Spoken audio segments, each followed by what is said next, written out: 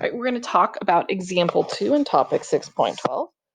This one has more than 2 linear factors. It's got 3 distinct linear factors. So when I go to factor this, it looks like I can take out an x, which leaves me x squared minus 1. And if I factored that a little bit more, difference of squares, I'd get x plus 1 times x minus 1. So I'm going to leave myself some room at the top to do the calculus, but I'm going to do the algebra down below. So it looks like I have a over x plus b over x plus 1 plus c over x minus 1. And I am going to set up a space for me to write those in the integral as well.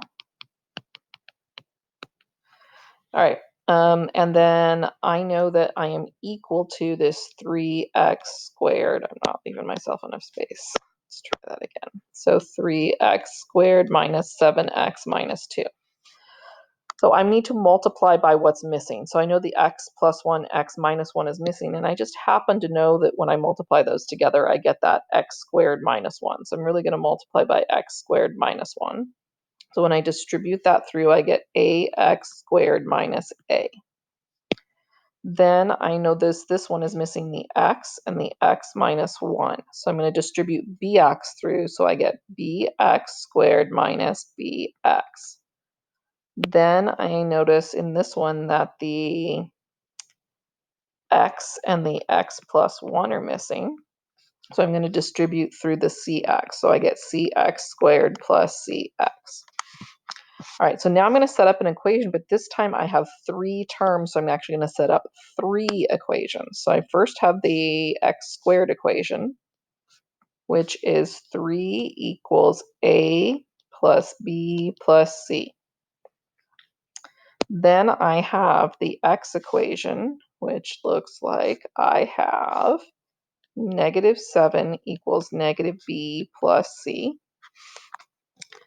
And then I have the, totally different color, orange, the constants equation, which is negative 2 equals negative a. So that means that I have a is equal to 2. Okay. So I know that I could substitute that in to this equation here. But I'm going to see if I can also substitute something else in at the same time. So let's solve this one here in the center. I'm going to solve it for c. So I'm going to add my b to the other side. So I get b minus 7 equals c.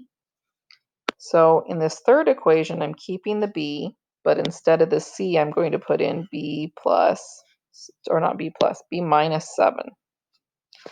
Now I am going to combine my like terms. So I get 3 equals negative 9 plus 2b.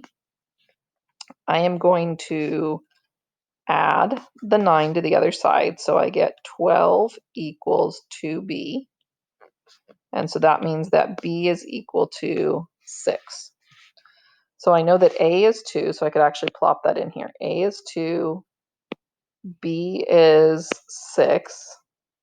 Oh, that's not the color I wanted, 6. And then I need to figure out c. So c, I'm going to substitute this b value I found. So 6 minus 7 equals c. So negative 1 equals c. So I'm going to plop negative 1 in there for c.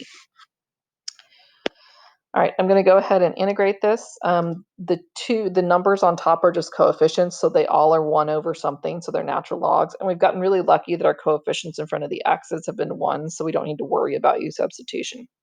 So when we integrate, we get 2 natural log absolute value of x plus 6 natural log absolute value of x plus 1. And then it's going to actually be minus, and I don't really need the 1 in front, natural log absolute value of x minus 1 plus c.